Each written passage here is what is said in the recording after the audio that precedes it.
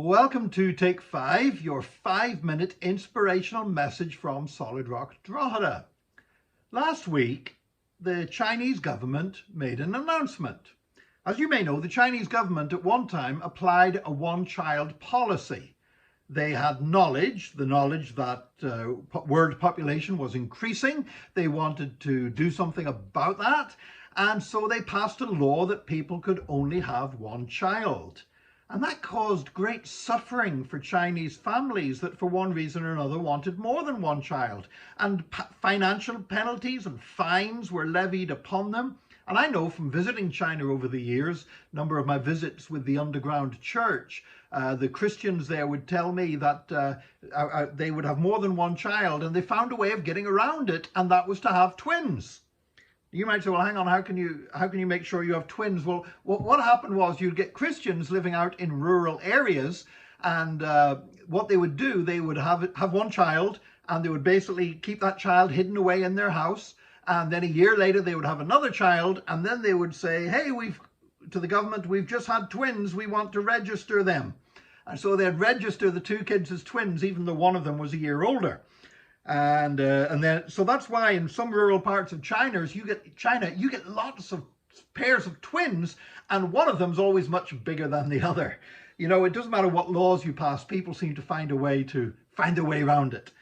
Well, the Chinese government a few years ago relaxed that because they actually realized it was harming them as a nation. That their population was declining, their economy was growing, they need workers in the future for the economy to continue to grow, and they've basically stopped that happening by their one-child policy, so they changed it to a two-child policy. And well, last week they announced it's now a three-child policy, that Chinese families are allowed to have 3 children. In fact, there's no way a government should be limiting the number of children that any family have. You know, if God leads a family to have 5 children, 6 children, they should be allowed to do that without any government interference. The problem is that governments often have access to a lot of knowledge, but they don't always have wisdom when it comes to applying knowledge. You see, wisdom is the application of knowledge. For example, there's a well-known saying, I don't know if you know this, but a tomato, biologically speaking, according to a botanist, is a fruit because just the seeds, the edible seeds inside it. So there's a saying that says this: knowledge is knowing that tomato is a fruit, and wisdom is knowing that you shouldn't put a tomato in a fruit salad. Knowledge is one thing. Wisdom, the application of knowledge, is something else. We have more knowledge today than we've ever had before. The prophet Daniel said that in the last days there would be an increase of knowledge, and that is certainly true. The amount of knowledge that we have and that we have access to through the internet is just increasing at a rapid rate, even though sometimes it causes problems because people start accepting things as knowledge that turn out not to be true at all. But that's another story. But no matter how much knowledge we get, that's no substitute for wisdom.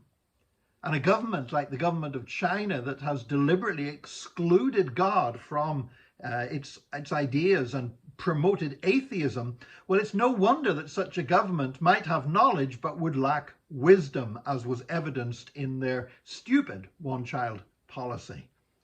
We need to seek the wisdom of God.